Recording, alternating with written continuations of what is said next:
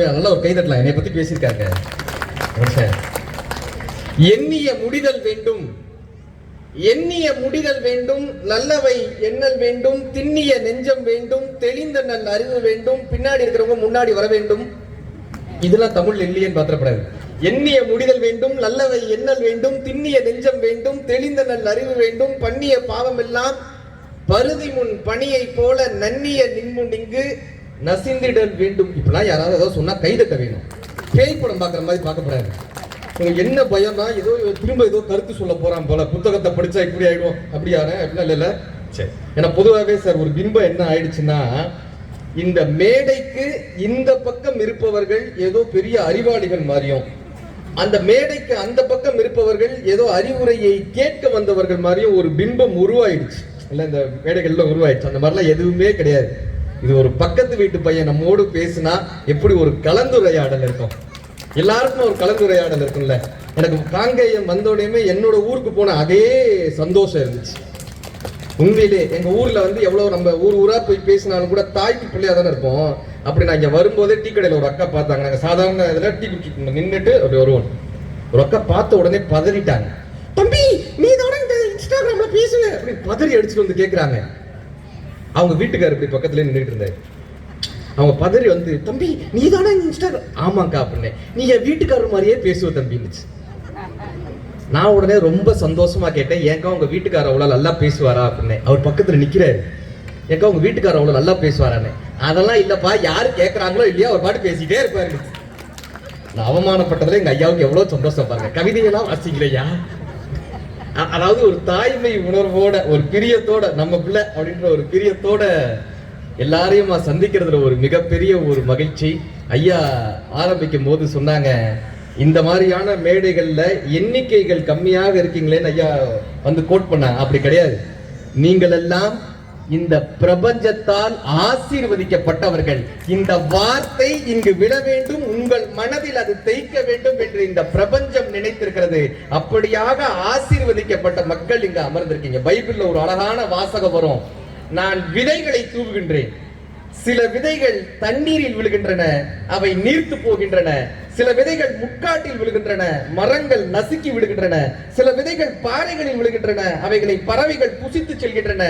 சில விதைகள் மட்டும்தான் செம்மண்ணில் விழுகின்றன, அந்த செம்மண்ணில் விழக்கூடிய விதைகள் எல்லாம் விருட்சமாகின்றன. பைபிள்ல ஒரு வாசகம் வரும்.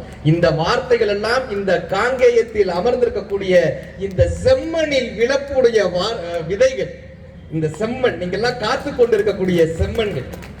இந்த மேடையில் பேசுவதில் ஒரு பெரிய மகிழ்ச்சி. இதை தாண்டி இன்னொரு விஷயத்தையும் சொல்லிட்டு ஆரம்பிக்கிறேன். இங்க மக்கள் பத்தி நான் கவலைப்படுறதே கிடையாது. 4 பேர் இருந்தாலும் நான் பேச வேண்டியதை பேசிட்டு தான் போகுது.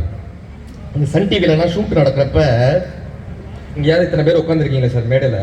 எங்க ஷூட் நடக்கிறப்ப என்ன பண்ணுவாங்க, கிரீன் மேட் ஸ்டூடியோன்னு ஒன்று இருக்கும். பின்னாடி இந்த கிரீன் மேட் போட்டிருப்பாங்க. இப்படி எத்தனை பேர் இருக்கிற மாதிரி நாங்கள் நினைச்சுக்கிட்டு பேசணும். Green mat studio. ஒரே ஒரு கேமராமேன் முன்னாடி இருப்பார்.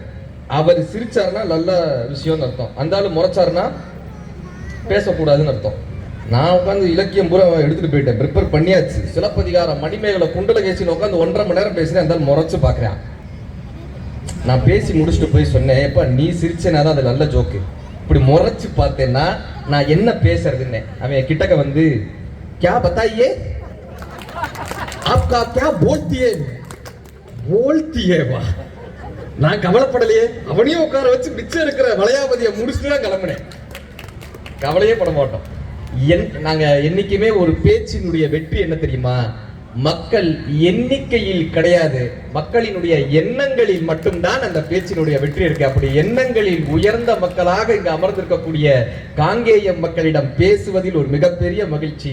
எல்லாவற்றையும் தாண்டி எந்த ஊருக்கு சென்றாலும் ரோட்டரி நிறுவனம் அழைத்தால், ரோட்டரி சங்கம் அழைத்தால் முதலில் அங்கு சென்று பேச வேண்டும் என்று எனக்கு ஒரு மிகப்பெரிய ஒரு ஆர்வம் இருக்கும். ஏன்னா செயல் வீரர்கள். நான் இன்ஸ்டாகிராம்ல ஒரு பதிவு போட்டிருந்தேன். இந்த மாதிரி இந்த மொபைல் போன்லாம் கொடுத்தோம் கொரோனா காலகட்டத்தில். என் வாழ்க்கையில நடந்த சம்பவம்.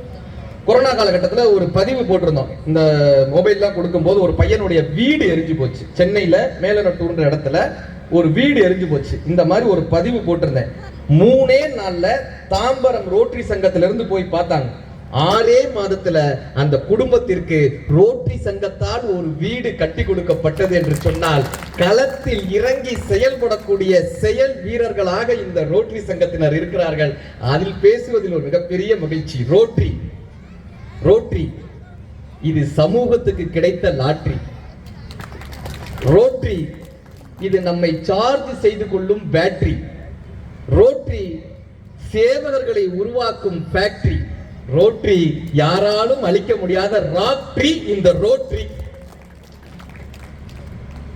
இந்த நிகழ்வுக்கு ஐயா வரும்போது சொல்லியிருந்தார், இந்த நிகழ்வுக்கு யார வேணாலும் கூப்பிட்டுருக்கலாங்க. கரெக்டா? ஒரு மிமிக்ரி ஆர்டிஸ்ட கூப்பிட்டுருக்கலாம், அல்லது ஒரு சீரியல் நடிகரை கூப்பிட்டுருக்கலாம். ஐயா சொன்னாங்க வந்து ஒரு சினிமா நடிகரை கூப்பிட்டுருக்கலாம். ஆனா எங்கள் காங்கேயம் மக்களின் வாழ்க்கை பொழுதுபோக்கிற்காக அல்ல, அவர்கள் வாழ்க்கையில் பழுது நிற்க வேண்டும் என்று நினைத்த ஒரு காரணத்திற்காகவே ஒரு மிகப்பெரிய கைதட்டலோடு இந்த மேடையில் அமர்ந்திருக்கக்கூடிய காங்கேயம் ரோட்டரி நிறுவனத்தினுடைய தலைவர் அவர்களுக்கும் செயலாளர் அவர்களுக்கும் இதை வழிநடத்தி கொண்டிருக்கக்கூடிய ரோட்டரி சங்கத்தினுடைய அத்தனை பெரியோர்களுக்கும் ஒரு பெரிய கைதட்டலின் மூலமாக நல்ல கைதட்டலாம், தப்பு கிடையாது. கைதட்டுங்க, இல்ல முன்னாடி இருக்கவங்க முதுக தட்டுங்க. எனக்கு சத்தம் வந்தா சரி. நான் பாட்டு ஒரு மேடையில் சொல்லிட்டேன் சார், கைதட்டுங்க, இல்லாட்டி முன்னாடி இருக்கவங்க முதுக தட்டு. ஒரு அம்மா விட்டு வெளுத்துருச்சு முன்னாடி இருக்கவங்க. விசாரிச்சு பார்த்தோன்னே தெரிஞ்சு அது உங்க மாமியார். விட்டு வெளுத்து. இந்த புத்தக திருவிழா எதுக்காங்கன்னா, தமிழ 3ஆ பிரிச்சாங்க. இயல் தமிழ 3ஆ பிரிச்சாங்களே, என்னவா பிரித்தாங்க ஐயா? இயல், இசை. ஐயா கைதட்டுங்க. சொல்றேன், நான் ஒரு காலேஜில் போய் இப்படி கேட்டேன், தமிழ 3ஆ பிரிச்சாங்களே என்னடா தம்பின்னு. அவன் தமிழ் அழகி, தமிழ் அரசி, தமிழ் செல்வின்டா. ஐயா சட்டமன்ற உறுப்பினர் ஐயா வந்திருக்காங்க. நல்ல ஒரு பெரிய எங்களுக்குலாம் ஒரு பெரிய ஊக்குவிப்பு ஐயாக்கெல்லாம் வந்து இந்த பேச்சை கேட்பது. இப்ப தமிழ 3ஆ பிரிச்சாங்கல்ல, இயல், இசை, நாடகம். இந்த இசையையும் நாடகத்தையும் கையில எடுத்தவங்க பேரு கலைஞர்கள். அவங்களும் இந்த உலகத்துக்கு தேவை. இந்த இயலை கையில் எடுத்திருக்கோம்ல, கட்டுரைகளையும் பேச்சையும், இந்த இயலை கையில் எடுத்திருக்கோம் தெரியுமா? இந்த இயலை கையில் எடுத்தவர்கள் பேர் அறிஞர்கள். அவர்கள் தன்னையும் அறிந்து இந்த உலகத்தில் இருப்பவர்கள் தான் அறிய வைக்கக்கூடிய காரணத்தினால் அவர்களை அறிஞர்கள். நாங்கள் ஒரு புத்தகத்தை ஒருவன் கையில் எடுக்கும் போது அவன் அறிஞனாக மாறிக்கொண்டே இருக்கிறான். யாரோ ஒருவர் வரம் பெற யாரோ ஒருவர் இருந்த தவம் புத்தகம். யாரோ ஒருவரினுடைய கண்ணீரை துடைக்க யாரோ ஒருவனினுடைய கை எழுகிறது, அது எழுத்தாளனின் கை. யாரோ ஒருவனினுடைய வறுமையை போக்க யாரோ ஒருவர் முதலீடு செய்கிறார்களே, அது பதிப்பாளர்களினுடைய முதலீடு. யார் யாரோ என்று தெரியாமல் இவர்கள் எல்லாம் மாறுவாரோ என்று நினைக்கிறார்களே, அது ரோட்டரி சங்க மக்களினுடைய மேன்மை. அதுக்காக இந்த மாதிரி 10 ஆண்டுகள் ஒருத்தவங்க புத்தக திருவிழாவை நடத்திவிட முடியுமா? நாங்க மாவட்டம் தோறும் போய் புத்தக திருவிழா பேசிக்கிட்டே இருக்கோம். ஒவ்வொரு மாவட்டமா பேசிக்கிட்டே இருக்கோம் சார். ஒரு மேடையில எல்லாம் பேசி முடிச்சுட்டு இறங்கிட்டேன். அவர் அமைப்பாளர் கூப்பிட்டு கேட்கிறாரு, எப்படி இருந்துச்சு அப்படின்னாரு. முன்னாடி இருந்து ஒரு அக்கா, உப்பு கம்மியா இருந்துச்சு, அது பஜ்ஜிய மிளகா பஜ்ஜி சாப்பிட்டு எப்படி இருந்துச்சு, உப்பு கம்மியா இருந்துச்சு. இந்த புத்தக திருவிழா காங்கேயம் மக்கள், காங்கேயம் என்பது காலைக்கு மட்டும் சிறப்பல்ல, காங்கேயம் என்பது காலைக்கு மட்டும் சிறப்பல்ல, கல்வி சாலைக்கும் சிறப்பு, புத்தக ஆலைக்கும் சிறப்பு, என்னை அழைத்த பத்திரிகை ஓலையும் இங்கு சிறப்பு.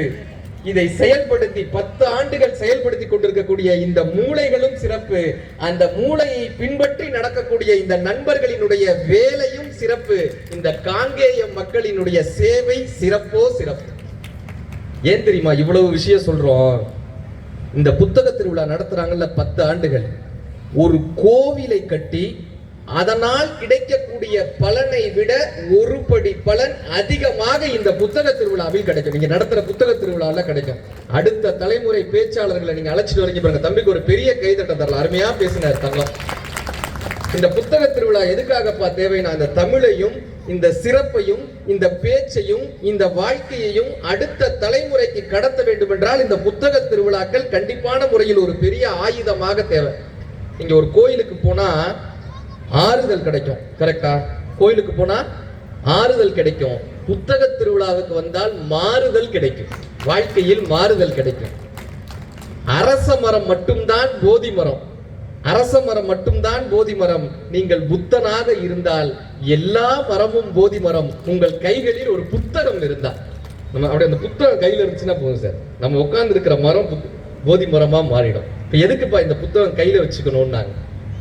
நமக்கெல்லாம் அரசியல் தெரியுது, ஆன்மீகம் தெரியுது, பிக் பாஸ் வீட்ல என்ன சண்டை நடக்குதுன்னு தெரியுது. கரெக்டா சார்? இந்த ஹீரோ இந்த ஹீரோயினோட டைவர்ஸ் பண்ணிட்டாருன்னு தெரியுது. அப்புறம் இந்த ஹீரோ அவருடைய தோழியினுடைய பெயர் தெரியுது. டைவர்ஸ் ஆன ஹீரோக்கு யாரு தோழின்னு தெரியுது.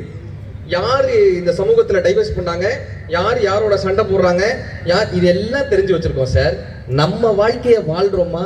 நம்ம வாழ்க்கையை வாழ தெரியுதான்னா ஒருத்தருக்கும் நம்ம வாழ்க்கையை வாழ தெரியல. கரெக்டா? இங்க எத்தனை பேர் நான் நினைத்த வாழ்க்கையை நான் வெற்றிகரமாக வாழ்ந்து கொண்டிருக்கிறேன்னு சொல்லக்கூடிய, நான் இந்த வாழ்க்கையை தாங்க நினைச்சேன், இந்த வாழ்க்கையை நான் வாழ்றேங்க அப்படி சொல்லக்கூடிய ஒருவர் கை தூக்குங்க சார். 4-5 பேர் ஐயா இருக்காங்க. மகிழ்ச்சி, ஐயா இருக்காரு. அருமை அருமை அருமை. இதெல்லாம் இவங்க எல்லாருமே, இவங்க காட்டிய வழிகள் எல்லாமே நான் நினைத்த வாழ்க்கையை நான் வாழ்கிறேன் எவ்வளவு ஒரு உற்சாகமாக ஒரு கை தூக்கல் வருது. இந்த கை தூக்கல் ஏன் நம்மிடம் இல்லைன்ற ஒரு கேள்வி எழுதா? நாமுத்துக்குமார் சொல்வாரு, எல்லோரும் 2 வகையான வாழ்க்கையை வாழ்ந்து கொண்டிருக்கிறார்கள். ஒன்று நாம் நினைத்த வாழ்க்கை, நான் நினைச்ச வாழ்க்கை, நான் இப்படி இருக்கணுங்க, நான் அப்படி இருக்கணும், நான் நினைத்த வாழ்க்கை. இன்னொன்று எனக்கு அமைந்த வாழ்க்கைன்னு, நான் வாழ்ந்து கொண்டிருக்கிற வாழ்க்கை. இன்னைக்கு முக்காவாசி பேர் வாழக்கூடிய வாழ்க்கை என்னன்னா, நாம் அமைந்த வாழ்க்கையை வாழ்ந்து கொண்டிருக்கிறோம்.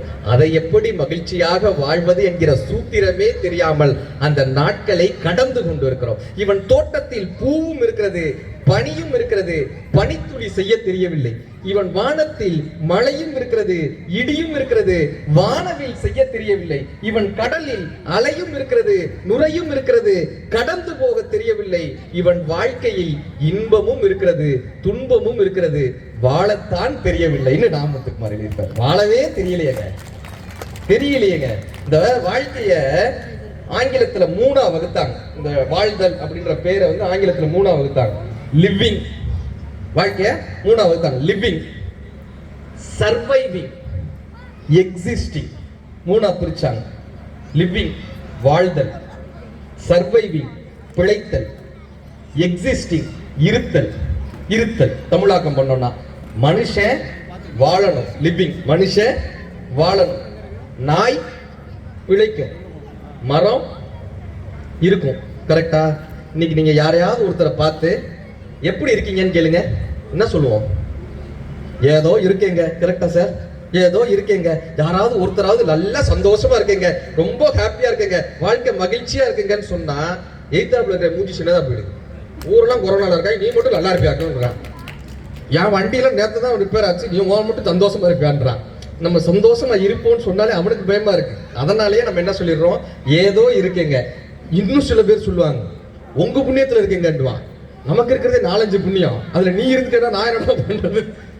அப்ப இந்த வாழ்தலுக்கும் இருத்தலுக்கும் என்னங்க வித்தியாசம்? நாம் வாழ்கிறோமான்ற ஒரு கேள்வி ஏன் இங்க வச்சோம்னா, இந்த வாழ்தலுக்கும் இருத்தலுக்கும் என்ன வித்தியாசம்னா, எங்க தெரியுமா வாழ்றோம்னு சொல்லுவோம்? வீட்டுல வாழ்றோம்னு சொல்லுவோம். கரெக்டா? எங்க இருக்கேன்னு சொல்லுவாங்க? ஜெயில இருக்கேன்னு. கரெக்ட், ஜெயில இருக்கேன்னு. யாராவது ஒருத்தர் வேலூர் சிறைச்சாலையில் நான் 35 வருடமாக சந்தோஷமாக வாழ்ந்து கொண்டிருக்கிறேன்னு யாராவது சொல்லியிருக்காங்களா? கரெக்ட் இல்ல. எங்கப்பா வாழ்வோம்னு கேட்டான். வீட்டுல வாழ்வோம். எங்க இருப்போம்னா ஜெயில இருப்போம். இந்த வீட்டிற்கும் சிறைச்சாலைக்கும் என்னப்பா வித்தியாசம் கேட்டாங்க. வீட்டுக்கும் சிறைச்சாலைக்கு என்ன தெரியுமா வித்தியாசம்? சின்ன வித்தியாசம். தாழ்பால், தாழ்பால் உள்ள இருந்தா அது வீடு, தாழ்பால் வெளியே இருந்தா அது சிறைச்சாலை.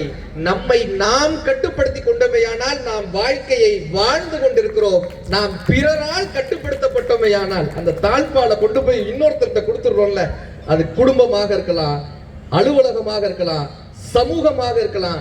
இந்த தாழ்பாலை கொண்டு போய் வேறு ஒருவர் கைகளில் கொடுத்து நீங்கள் கட்டுப்பட்டீர்கள் என்றால் நாம் இருந்து கொண்டிருக்கிறோம் அர்த்தம். நம்ம வாழ்றோமா இருக்கிறோமான்னு தெரியாமலே இந்த வாழ்க்கை நடந்து கொண்டே இருக்குது, அப்படியே கடந்து கொண்டே இருக்குது. அதனாலதான் கண்ணதாசன் ஐயா கேட்பாரு, நாடகங்கள் ஆடுமாறு நாயகந்தன் கட்டளை, வீடகத்தில் ஆடுகின்ற நாடகங்கள் எத்தனை, காதல் ஒன்று செய்யுமாறு கர்த்தனிட்ட கட்டளை, காதல் என்ற பேரில் ஊரில் கற்பனைகள் எத்தனை, அன்பு கொண்டு வாழுமாறு ஐயனிட்ட கட்டளை, அன்பு என்ற கத்தி கொண்டு ஆடறுப்போர் எத்தனை, சேவை செய்து வாழுமாறு தேவனிட்ட கட்டளை, சேவை என்ற பேரில் தங்கள் தேவை கொள்வோர் எத்தனை, மன்மதை கிறங்குமாறு மன்னனிட்ட கட்டளை, மன்மதை மகுடம் கொண்டு மாணிடுவோர் எத்தனை, நல்லவர்கள் மேதைகள் இந்த நாடு கண்டது எத்தனை, சொல்ல வந்த நல்லவர்க்கு சோதனைகள் எத்தனை, கண்ணிழந்த பேர்களுக்கு கடவுள் இட்ட கட்டளை, கடல் போல் கிடந்த பின்பும் கண்ட லாபம் எத்தனை. இந்த உலகத்துல அவ்வளவு சந்தோஷம் இருக்குப்பா, கடல் மாதிரி சந்தோஷம் இருக்குப்பா, நீங்க எத்தனை சந்தோஷத்தைப்பா அனுபவிச்சீங்கன்னு கேட்டார். கடல் போல் கிடந்த பின்பும் கண்ட லாபம் எத்தனை. ஏதோ ஒரு வகையில நம்ம கட்டுப்படுத்திட்டே இருக்கோம்ல சார், யாரோ ஒரு வட்டத்துல இருந்துகிட்டே இருக்கோம்ல. ஒரு பையன் தோட்டத்துல விளையாடிட்டு இருக்கான், அப்பா கூப்பிட்டார், பப்பு உள்ளவா, வரல. திரும்ப கூப்பிட்டார், பப்பு உள்ளவாடான், வரல. என்னடா பண்றேன்னு, நான் விளையாடிட்டு இருக்கேன்ப்பா. யாரோடடா விளையாடுறேன், எறும்போட விளையாடுறேன்ப்பா. எறும்போட என்னடா விளையாடுறேன், எறும்போட என்னடா விளையாடுறேன். இல்லப்பா, இந்த எறும்பு இப்படி நகண்டு போகுமா, நான் இந்த கப்பு வச்சிருக்கேனா அப்படி மாட்டுவேன்பா, அதை எடுப்பேன்பா, ஒரு வட்டம் வரும், இந்த எறும்பு அந்த வட்டத்திலேருந்து அப்படியே நகரும், திரும்ப நான் அந்த கப்பை வைப்பேன்பா, எடுப்பேன்பா, அந்த வட்டத்துல அது நிக்கவே நிக்காதுப்பா, நகண்டுகிட்டே இருக்கும். நான் எத்தனை வட்டம் போட்டாலும் அந்த எறும்பு அந்த வட்டத்துல நிக்கவே இல்லப்பா, நானா எறும்பான்னு பாத்துருவோம், நான் வட்டம் போட்டுட்டே இருந்தேன், அது வட்டத்தை தாண்டிக்கிட்டே இருந்துச்சு. யாரா ஜெயிச்சான்னு கேட்டார். நான் தான்ப்பா. எப்படி? எறும்பு ஓங்கி அடிச்சேன். கரெக்டா சொல்றாரு சார், நிறைய தோட்டத்துல விளையாடி இருக்கீங்க போலயே.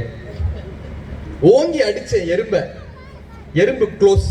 இப்ப பாத்தியாப்பா, என் வட்டத்துக்குள்ள எறும்பு வந்துருச்சு பாத்தியா, என் வட்டத்துல எறும்பு வந்துருச்சு பாத்தியா, ஓங்கி அடிச்சு எறும்பு காலி என் வட்டத்துல வந்துருச்சு பாத்தியா, நான் தான் ஜெயிச்சேன். அவங்க அப்பா சொன்னார், போடா முட்டா பயல, தன் உயிரே போனாலும் அடுத்தவர்கள் வட்டத்தில் சிக்க மாட்டேன்னு உயிரை விட்டுச்சுல, அந்த எறும்பு தான்டா வாழ்க்கையில ஜெயிச்சது. நான் அடுத்தவர்கள் வட்டத்தில் சிக்காமல் இருக்கும் போதுதான் நாம் வாழ்க்கையை வாழ்ந்து கொண்டிருக்கிறோம் அர்த்தம். இந்த புத்தகத்தினுடைய மொழியிலேயே சொன்னால், இரண்டாம் பதிப்பு இல்லை என்று தெரிந்தும், இரண்டாம் பதிப்பு இல்லை என்று தெரிந்தும் இந்த ஒரே ஒரு வாழ்க்கையில் எத்தனை தவறுகளை செய்து கொண்டே இருக்கும். இதை திருத்த முடியுமா? அடுத்த ஜென்மத்துல திருத்துறோம்னு சொல்லிக்கிறோம், ஆனாலும் கூட இன்றைக்கு செய்த தவிர நாளைக்கு சரி பண்ணிட முடியும்ல. அதை சரி செய்யக்கூடிய ஆயுதம் தான் இந்த புத்தகம். இப்ப ஏதோ ஒரு நிகழ்வு நடத்துறோம், அல்லது வீட்டுல விளக்கேத்துவோம்ல, விளக்கேத்திருக்கீங்களா? வீட்டுல விளக்கேத்துவோமாமா? ஏத்துவோம்ல? யோசிச்சு சொல்றீங்க. விளக்கேத்துறதுக்கு என்ன வேணும்?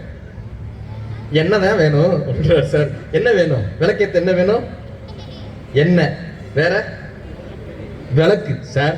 Kangeyam GD Naidu sir. விளக்கேத்துறதுக்கு என்ன வேணும்? என்ன, திரி, அப்புறம் பெட்டி மட்டும், தீ வேணும். கரெக்ட். விளக்கேத்த என்ன வேணும்? என்ன, திரி, தீ. சொல்லி பாருங்க. என்ன, திரி, தீ. என்ன, திரி, தீ.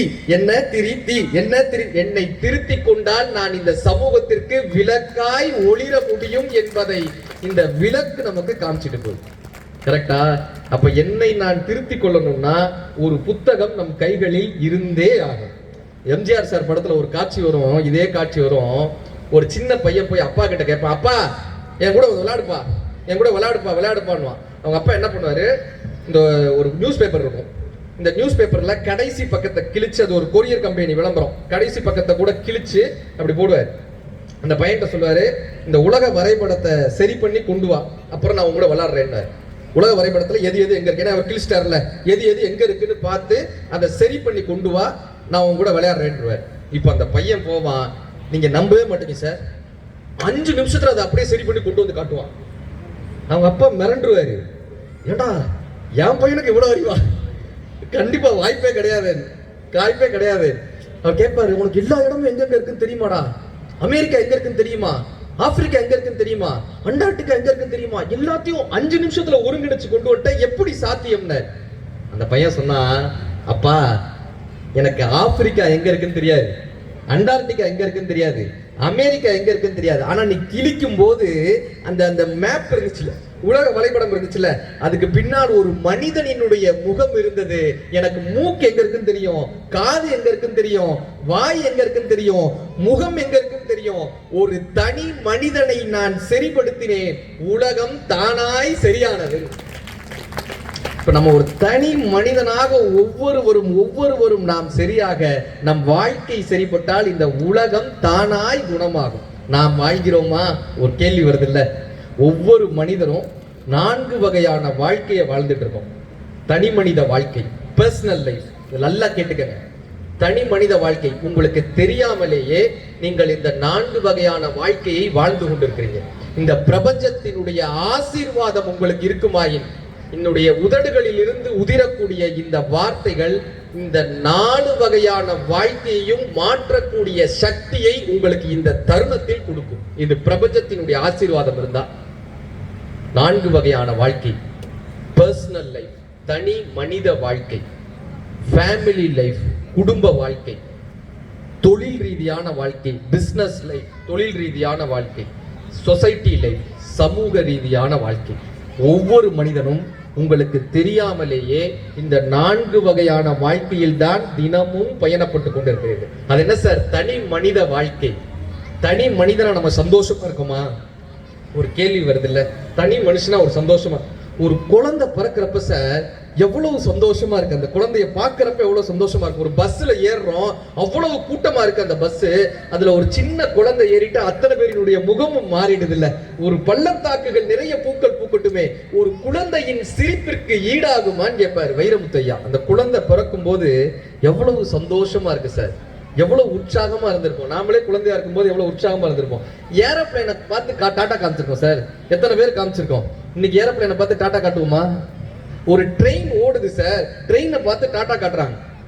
யாத்திரின்னு ஒரு கவிஞர் எழுதினாரு, பக்கத்து இருக்கை பயணியிடம் புன்னகைக்க தெரியாத மனிதனுக்கு கை காட்டி அன்பை வெளிப்படுத்துகிறாள் தூரத்து சிறுமின்னு எழுதியிருந்தார்.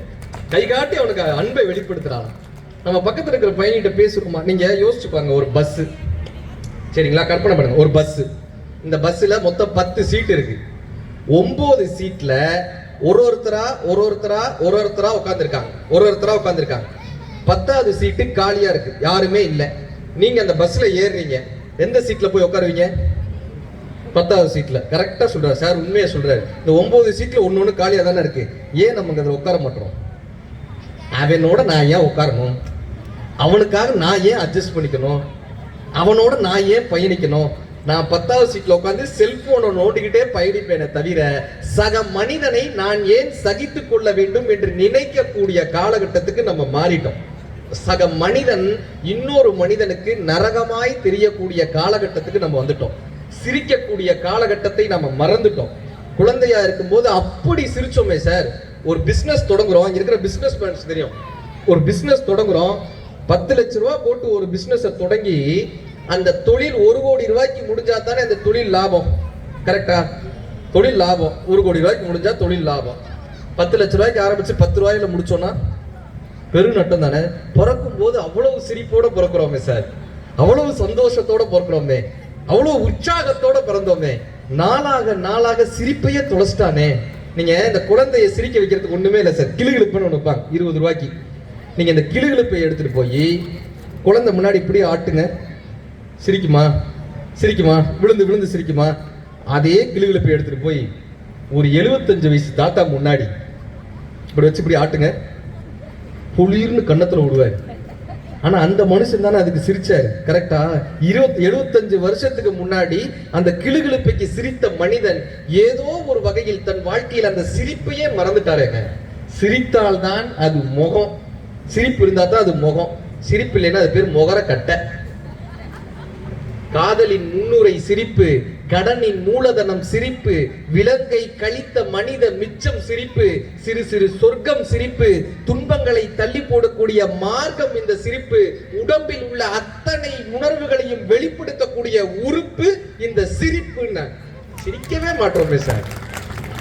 சந்தோஷமா இருக்கிறதுக்கு நம்ம ஆளுக்கு சொல்லி தர வேண்டியதா இருக்கே சார். பீலேன்னு ஒரு பெரிய ஃபுட்பால் பிளேயர் இருந்தார், கேள்விப்பட்டிருக்கோம்ல? ஃபுட்பால்ல பீலே அந்த ஃபுட்பாலினுடைய த காட் ஆஃப் கிரிக்கெட்னு சொல்ற மாதிரி காட் ஆஃப் ஃபுட்பால்னு சொல்லுவாங்க அந்த பீலேவை. அவர் எப்படி தெரியுமா மேட்சுக்கு போனாரா, இந்த 13வது ஆளா எல்லாருக்கும் ஷூலேஸ் கட்டி விடுவாங்க.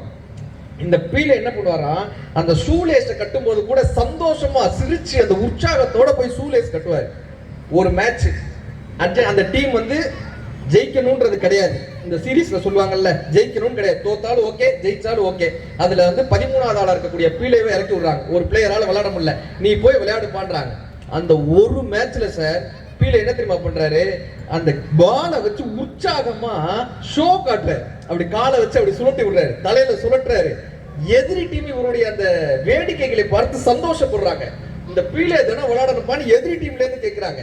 இந்த பீலேவினுடைய மேட்சை பார்க்கறதுக்காக ஒரு போரை தள்ளி வச்சாங்க சார். அந்த பீலே சொன்ன வார்த்தை என்ன தெரியுமா, பீலே சொன்ன வார்த்தை, அனுபவத்தால் சாதிக்க முடியாததை, அனுபவத்தால் சாதிக்க முடியாததை உற்சாகத்தால் சாதிக்க முடியும். ஒரு உற்சாகம் வேணும் சார். நம்ம எந்த விஷயத்தை செஞ்சாலும் நம்மளால சலிப்போட எந்திரிக்கிறான். காலையில என்னங்க வாழ்க்கை, 32 பல்ல தேய்க்க வேண்டியதா இருக்குன்றான். காலையில 16, சாயந்தரம் 16 நாளா தேய்க்க முடியும். அவ கொடுக்குற அதே காப்பியை குடிச்சு அந்த ஆளுக்கு அங்கதான் பிரச்சனையே. அதே ஆபீஸ்க்கு போய் அதே கையெழுத்தை போட்டு அடுத்த கையெழுத்தை போட முடியும். சலிச்சுக்கிட்டே வாழ்றான் சார். உற்சாகமே மகிழ்ச்சி. இந்த மகிழ்ச்சியை தொலைச்சிட்டவன் வைரமுத்தையா சொல்லுவாரு, நீ நான் நாம் எல்லாம் மகிழ பிறந்தவர்கள், நிலவின் ஒளியை குடிக்க பிறந்தவர்கள், நீலவான் வெளியை இழுக்க பிறந்தவர்கள், மறிக்கும் மறைக்க மகிழ பிறந்தவர்கள். ஏன் தெரியுமா, ஒரு ஆணின் பெண்ணின் மகிழ்ச்சியில் பிறந்தவர்கள்.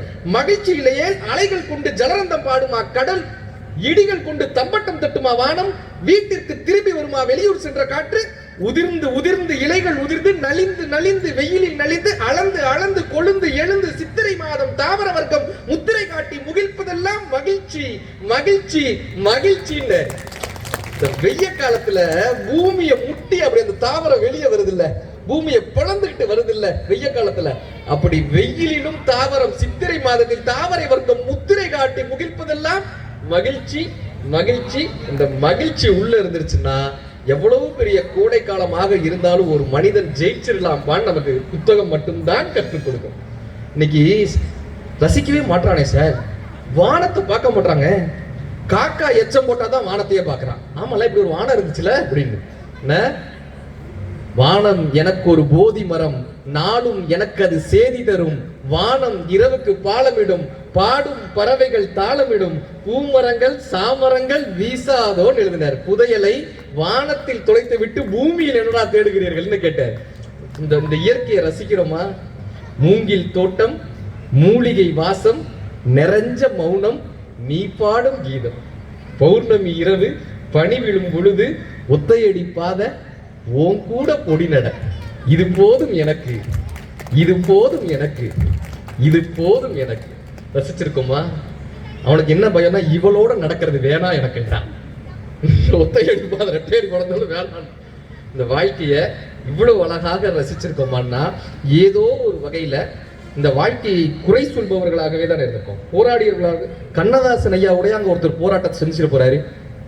கண்ணதாசன் ஐயாவுடைய அவ்வளவு அவர் கண்ணதாசன் ஐயா சொல்லுவார், உங்களை பற்றி நீங்கள் ஏதாவது சொல்லுங்கள்னு. கண்ணதாசன் ஐயா சொன்னாரு, கண்ணதாசன் இந்திய நாட்டு பிரதமரை போல் சம்பளம் வாங்குபவன்.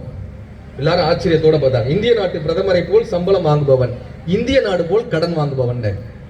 காவிய தாயின் இளைய மகன், காதல் பெண்களின் பெருந்தலைவன், பாமர ஜாதியில் தனிமனிதன், நான் படைப்பதனால் என் பேர் இறைவன், நான் நிரந்தரமானவன், அழிவதில்லை, எந்த நிலையிலும் எனக்கு மரணமில்லை, ஒரு கோப்பையிலே என் குடியிருப்பு, ஒரு கோலமையில் என துணையிருப்பு, இசை பாடலிலே என் உயிர் துடிப்பு, நான் காண்பதெல்லாம் அழகின் சிரிப்பு.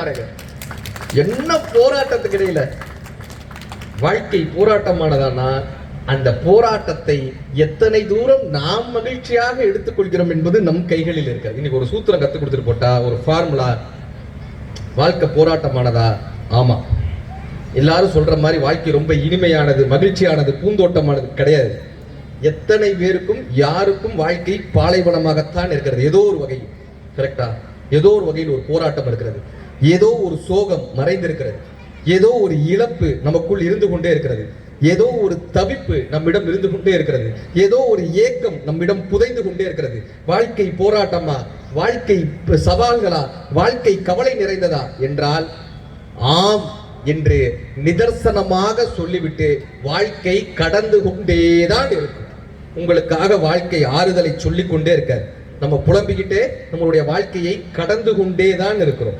வாழ்க்கை ஆம் என்று சொல்லிவிட்டு நான் சவால் நிறைந்தவன் தான், நான் உங்களை சோதிக்க வந்தவன் தான் என்று சொல்லி வாழ்க்கை நகர்ந்து கொண்டே இருக்கும். அப்ப இதை எப்படிப்பா சமாளிக்கிறதுனா, ஒரு பறவை நம்ம தலைக்கு மேல பறக்கிறத நம்மால தடுக்க முடியாது. கரெக்டா? ஏன் எச்சம் கூட போட்டு போகும். ஒரு பறவை நம்ம தலைக்கு மேல பறக்கிறத நம்மால தவிர்க்க முடியாது.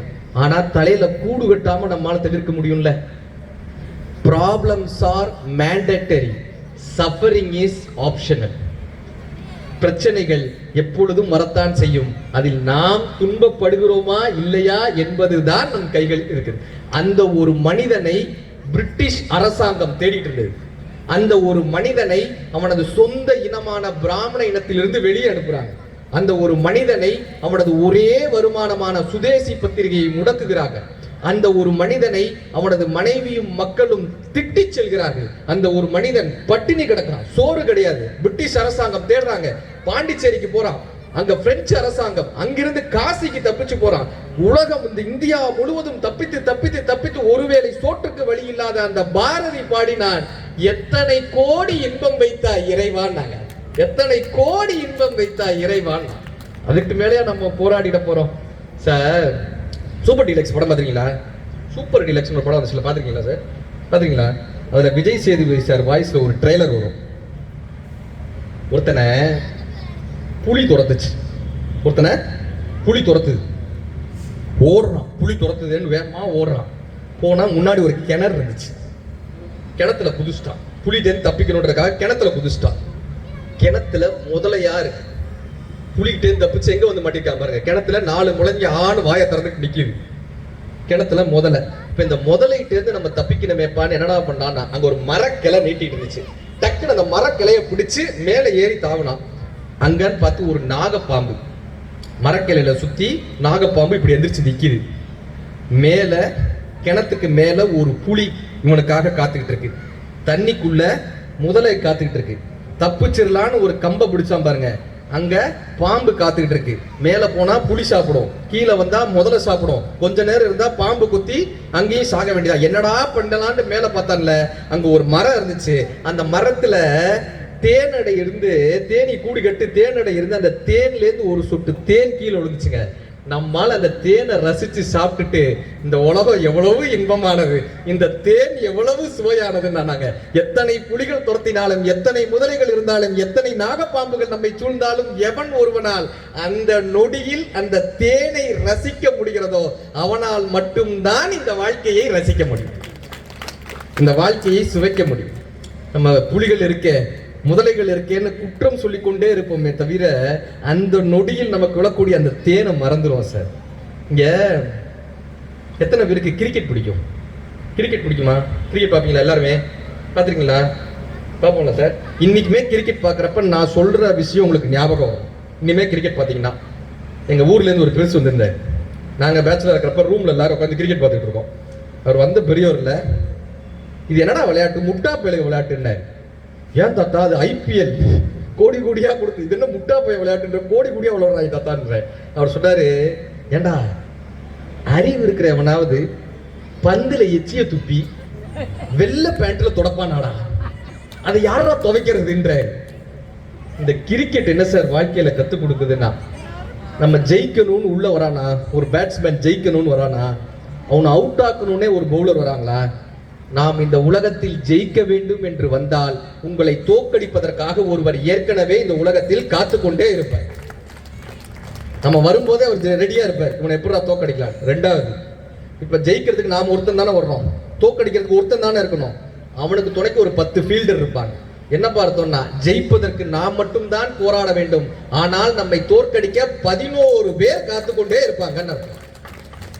சரி, இப்ப நம்மளை அவுட் ஆக்கிறதுக்கு பவுலர் தான் தேவையா, ஃபீல்டர் தான் தேவையான்னா, நம்மளோடய ஒருத்தர் வந்திருப்பான் ரன்னர்னு, இப்படி ஓடி வர்ற மாதிரி வந்து அப்படி ஓடி போயிருவான். நீ ஓடி வந்தா நான் ஓடி வந்தேன், அவுட் ஆக்கிட்டு போயிருவான். நம்மை தோற்கடிப்பதற்கு எதிரிகள் மட்டும் காரணம் அல்ல, நம்மோடு இருக்கக்கூடிய துரோகிகளிடமும் நாம் ஜாக்கிரதையாக இருக்க வேண்டும் என்பதை கிரிக்கெட் கற்றுக் கொடுக்குது. எல்லாத்தையும் தாண்டி என்ன தெரியுமா, சுத்தி இருக்கான் பாருங்க ஆடியன்ஸ், இவன் 4 அடிச்சாலும் கத்துவான், 6 அடிச்சாலும் கத்துவான், அவுட் ஆனாலும் கத்துவான். என்னப்பா அர்த்தம்னா, இந்த உலகம் வாழ்ந்தாலும் ஏசும் தாழ்ந்தாலும் ஏசும். உலகத்தினுடைய சொற்களை எவன் ஒருவன் காதில் கண்டுகொள்ளாமல் தன்னுடைய மட்டையின் மீது கவனம் செலுத்துகிறானோ அவன் தான் செஞ்சுரியை நோக்கி போக முடியும். அந்த மட்டை என்ன தெரியுமா, நம் கைகளில் இருக்கக்கூடிய தன்னம்பிக்கை என்கிற ஒரு ஆயுதம் தான் அந்த கிரிக்கெட் பேட். எவன் ஒருவன் உலகத்தினுடைய விஷயங்களை காதில் போட்டுக் கொள்ளாமல் தன் கைகளை நம்புகிறானோ அவன் வாழ்க்கையில செஞ்சுரியை நோக்கி போவான்னு கிரிக்கெட் என்ற விளையாட்டு நம்ம கத்துக் கொடுத்துட்டு போகுது. இன்னிலிருந்து நீங்க கிரிக்கெட்டை எப்படி பாருங்க சார். நான் சமீபத்தில் சிங்கப்பூருக்கு ஒரு நிகழ்ச்சிக்கு போறேன். ஒரு மதுரையில இருந்து போறோம். ஒரு பொண்ணு வந்து என் பக்கத்துல உட்காடுறாங்க. நான் பார்த்தோன்னே தெரியுது நம்ம ஊர்க்கார பிள்ளை, கிராமத்து பிள்ளை மாதிரி தெரியுது. நான் உடனே என்ன நினைச்சேன், இந்த பிள்ளை முத ஃபிளைட்ல வருது, நாம தான் இந்த ஃபிளைட் பெல்ட் எல்லாம் அப்படிலாம் நம்ம அறிவு தோணும்ல, ஃபிளைட் பெல்ட் எல்லாம் நம்ம போட சொல்லி தரணும். வந்து உட்காந்தோடனே நம்ம இதெல்லாம் சொல்லி தருவோம் அப்படிலாம். அந்த பொண்ணு அசால்ட்டா வந்து உட்காந்தாங்க, அந்த பெல்ட் எடுத்து அப்படி மாட்டினாங்க. நான் ஆச்சரியப்பட்டு பார்த்தேன். கொஞ்ச நேரம் கழிச்சு ஃபிளைட் டேக் ஆஃப் ஆனோடனே ஒரு லேப்டாப் எடுத்து வச்சுட்டு வேலை பார்க்க ஆரம்பிச்சிட்டாங்க. லேப்டாப் திறந்து வச்சுட்டு நான் யோசிச்சு பக்கத்துல பொண்ணுக்கிட்டேன், ஏப்பா தங்கம் நீங்க என்னப்பா பண்றீங்க? ஆனா நான் வந்து ஒரு மல்டிநேஷனல் கம்பெனி பேர் சொல்லி சிங்கப்பூர்ல இந்த கம்பெனியில ப்ராஜெக்ட் வாங்குறதுக்காக போறேனே. எந்த ஊருமா நீங்க? தேனி பக்கத்துல ஒரு கிராமத்து பேரை சொல்லி இந்த ஊருனே. உங்க அப்பா என்ன பண்றாருன்னு? புண்ணாக்கு வியாபாரினேன்னுச்சு. நான் ஆச்சரியத்தோட, நமக்கு ஒரு கண்டென்ட் கிடைச்சிச்சுல, ஆச்சரியத்தோட கேட்டேன், ஏன்பா நீ அப்பா புண்ணாக்கு வியாபாரம் பண்றாங்க, நீ மல்டிநேஷனல் கம்பெனில உனக்கு மாசம் எவ்வளவு? சும்மா அண்ணன்ட்ட சொல்ல எவ்வளவு சம்பளம் வரும்? எனக்கு ஒரு 3 to 5 லட்ச ரூபா வரும்னுச்சு. மேடையா பேசுற எனக்கே அவ்வளவு கிடையாது. 3 to 5 லட்ச ரூபா. உங்க அப்பா தான் உனக்கு ரோல் மாடலான்னு கேட்டேன். உங்க அப்பா தான் உனக்கு ரோல் மாடலான்? இல்லனே, எனக்கு வள்ளிக்காக தானே நான் படிச்சேன்னா. அந்த பொண்ணு பேர் தமிழ்ச்செல்வி, என் பக்கத்துல உட்காந்த பொண்ணு பேர் தமிழ்ச்செல்வி. வள்ளிக்காக தானே நான் படிச்சேன். ஏன் யாருப்பா வள்ளினே? என் ஃப்ரெண்டுனே. அந்த பொண்ணோட மொழியிலே சொல்றேன், அண்ணே வள்ளி என் ஃப்ரெண்டுனே. ஃபிளைட் டேக் ஆஃப் ஆகி போயிட்டு இருக்கோம், வானத்துல இந்த போயிட்டு இருக்கு. வள்ளி என் ஃப்ரெண்டுனே. நானும் வள்ளியும் ஒன்னாப்புலேருந்து ஒன்னா படிச்சோன்னே. எங்க ஊர்ல பொண்ணுங்க வயசுக்கு வந்துட்டாங்கன்னா ஸ்கூலுக்கு அனுப்ப மாட்டாங்கண்ணே. ஸ்கூலுக்கு அனுப்ப மாட்டாங்க. நாங்க 10வது படிக்கிறப்ப நாங்க 2 பேருமே உட்காந்துட்டோம், 2 பேருமே வயசுக்கு வந்துட்டோம். நாங்க 2 பேரும் சண்டை போட்டு 11ஆப்புக்கு பக்கத்து ஊருக்கு போனோம். ஹையர் செகண்டரி ஸ்கூலுக்கு பக்கத்து ஊருக்கு போனோம். 11ஆப்புக்கு நாங்க 2 பேரும் இப்படி நடந்தே போவோனே. அந்த நடந்து போகும்போது இந்த ஊர்ல இருக்கக்கூடிய காவாலி பசங்க எல்லாம் கையை பிடிச்சி இழுத்து எங்களை வம்பிழுப்பாங்கண்ணே. இந்த பசங்க எல்லாம் பிடிச்சு வம்பிழுப்பாங்க, ஏதாவது நடந்து போறப்ப கிண்டல் அடிப்பாங்க. ரொம்ப எங்களால தாங்கவே முடியல. வள்ளி வந்து வீட்டுல சொன்னானே, அவங்க அப்பா அம்மா கிட்ட சொன்னாங்க. அவங்க அப்பா சொன்னாரு, இதுக்கு தான் பொம்பளை பிள்ளைகளை ஸ்கூலுக்கு போக வேணாம்னு சொன்னது, இதுக்கு தான் வீட்டுல இருக்க சொன்னது, இதுக்கு தான் உங்களெல்லாம் படிக்க வேணாம்னு சொன்னது. நீ வீட்டுல இருந்து அவன் கையை பிடிச்சி இழுத்துருப்பானா, நீ வீட்டுல இருன்னு சொல்றாரு. இப்ப இந்த பிள்ளை தாங்க முடியாம திரும்ப வந்துச்சுன்னு 2 நாள் 3 நாள் பொறுக்க முடியாம ஊர் பஞ்சாயத்தை கூப்பிட்டு இந்த பஞ்சாயத்துல கூடிய ஊர் பெரியவங்க கிட்ட சொல்லிருச்சு அந்த பொண்ணு, இந்த மாதிரி இந்த பசங்க எல்லாம் என்னை வம்பிழுக்கிறாங்க. இதுல ஒரு பையன் அந்த ஊர் தலைவருடைய பையன். இப்ப அவர் சொல்றாரு, வள்ளியுடைய அப்பாவை கூப்பிட்டு சொல்றாரு, என் பையன் உன் வீட்டுக்கு வந்து உன் பொண்ணை கையை பிடிச்சிருத்தானா? உன் பொண்ணு ரோட்டுக்கு வரக்கண்டு தானே என் பையன் கையை பிடிச்சிருத்தான். அவ்வளவு இதா இருந்துச்சுன்னா உன் பிள்ளைய வீட்டுல வச்சுக்கன்னு அவர் பஞ்சாயத்து தலைவர் பேசுறாரு. அவங்க அப்பாவால எதுவும் பண்ண முடியாம வீட்டுக்கு வந்து வள்ளியை அடிச்சிடுறாரு. இதுக்காக தான் நான் சொன்னேன்னு வள்ளி அடிச்சிடறாரு. அந்த பொண்ணு அந்த பசங்களையும் எதிர்க்க முடியாம, பெற்றோர்களையும் சமாளிக்க முடியாம, அந்த ஊர்க்காரர்களையும் சமாளிக்க முடியாம மருந்தை குடிச்சிடறா, பூச்சி மருந்தை குடிச்சிடறா. அந்த தமிழ்ச்செல்வி சொன்னா, அண்ணே வள்ளியினுடைய இறப்புக்கு எங்க ஸ்கூலே வந்தாங்கண்ணே. எங்க ஹெட் மாஸ்டர் வள்ளியை பார்த்துட்டு மயக்கம் போட்டு விழுந்தாங்கண்ணே. எல்லாரும் அழுதாங்கண்ணே. நான் மட்டும் அழவே இல்லைண்ணே, நான் மட்டும் அழவே இல்லைண்ணே. சாகிறதானே ஒரு பிரச்சனைக்கு தீர்வு. வள்ளிக்கு சேர்த்து நான் படிச்சேனே, வள்ளிக்கு சேர்த்து நான் படிச்சேன். 12வதுல மதுரை மாவட்டத்துல 3ஆவதா வந்தேனே. வள்ளிக்கு சேர்த்து நான் படிச்சேனே. மதுரை மாவட்டத்துல மிகப்பெரிய இன்ஜினியரிங் காலேஜ், டோர் 2 காலேஜ்ல இடம் கிடைக்குது. அவங்க வீட்டுல விடமாட்டேன்னு சொல்றாங்க, தேனில இருந்து மதுரைக்கு விடமாட்டேன்னு சொல்றாங்க. மொத்த ஸ்கூலும் போய் அவங்க வீட்டு வாசல்ல நின்று உங்க பொண்ணை படிக்க வைக்கணும்னு ஹெட் மாஸ்டர்ல இருந்து அத்தனை ஆசிரியர்களும் போய் உட்கார்றாங்க.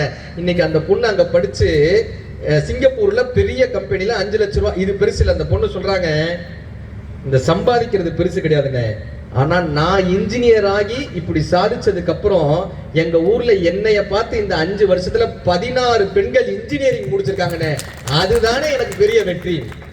இந்த சின்ராசினுடைய பொண்ணு, புண்ணாக்கு வியாபாரி சின்ராசினுடைய பொண்ணு இன்னைக்கு சிங்கப்பூர்ல சம்பாதிக்கிறா.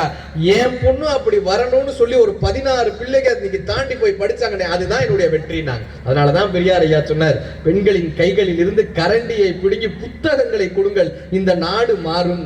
நம்ம என்ன தெரியுமா பண்ணிட்டோம்? கரண்டியை பிடுங்கி சமையல் செய்வது எப்படின்ற புத்தகத்தை திரும்ப கொடுக்குறோம். இது வேணாம் தானே நாங்களே போனோன்றாங்க.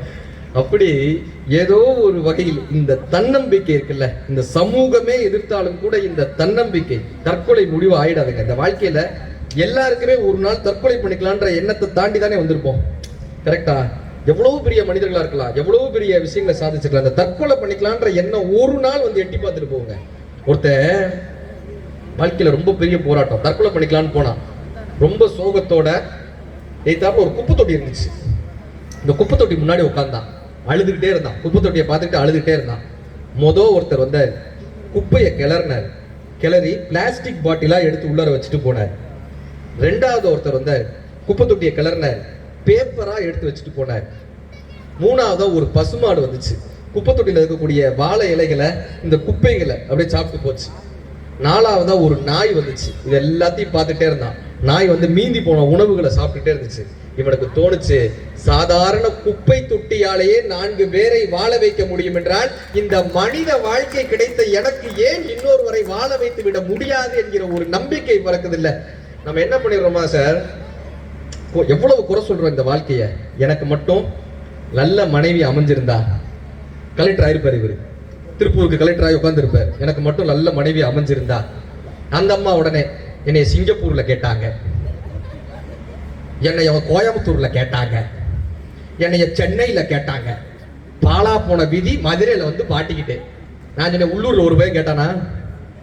எவ்வளவு குறை சொல்றோம் நம்ம. எனக்கு மட்டும் நல்ல கணவன் கிடைச்சிருந்தா, எனக்கு மட்டும் நல்ல மனைவி கிடைச்சிருந்தா, எனக்கு மட்டும் ஒரு நல்ல வேலை கிடைச்சிருந்தா, எனக்கு மட்டும் ஒரு நல்ல வீடு கிடைச்சிருந்தா, எனக்கு மட்டும் என் பிள்ளைங்க சொல்றதை கேட்டிருந்தா. சார் இன்னைக்கு சொல்லிட்டு போறேன், நீங்க வாழ்றீங்களா ஒரு வாழ்க்கை, இந்த வாழ்க்கை இன்னொருவரினுடைய மிகப்பெரிய ஒரு கனவு. திருமணம் ஆகாமல் 45 வயதை கடந்தவரிடம் போய் கேட்டு பாருங்கள், உங்களுடைய திருமண வாழ்க்கை எத்தனை பெரிய வரம் என்று உங்களுக்கு தெரியும். குழந்தை பிறக்காமல் 50 வயதை கடந்தவர்களிடம் போய் கேட்டு பாருங்கள், உங்கள் குழந்தை உங்களுக்கான வரம்ன்றத புரியும். வேலை கிடைக்காமல் 30 வயதை தாண்டி போராடி கொண்டிருக்கக்கூடிய அந்த இளைஞனிடம் போய் கேட்டு பாருங்க, நம்மளுடைய வேலை நமக்கான எத்தனை பெரிய வரம்னு நமக்கு தெரியும். நம்ம என்ன பண்ணிடுறோம், ஒரு சின்ன சோகம் வந்தா சார் வாட்ஸ்அப்ல ஒரு ஸ்டேட்டஸ் போட்டுடலாம். எதனாலும் ஒரு வாட்ஸ்அப்ல ஒரு ஸ்டேட்டஸ் போட்டுடணும். ஏதாவது ஒரு சோகம் வண்டியா ஒரு ஸ்டேட்டஸ் போட்டு, இந்த பொல்லாத உலகத்திலே பின்னாடி ஒரு பாட்டு வைப்பான்.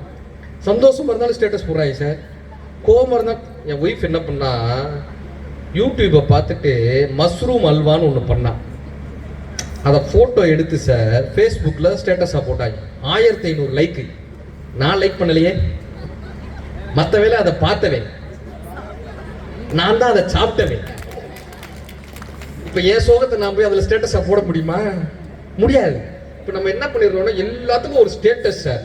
ஐ லவ் மை ஹப்பி அப்படின்னு வெட்டிங் டேக்கு ஐ லவ் மை ஹப்பி. ஊருக்கே ஸ்டேட்டஸ் போடுறது.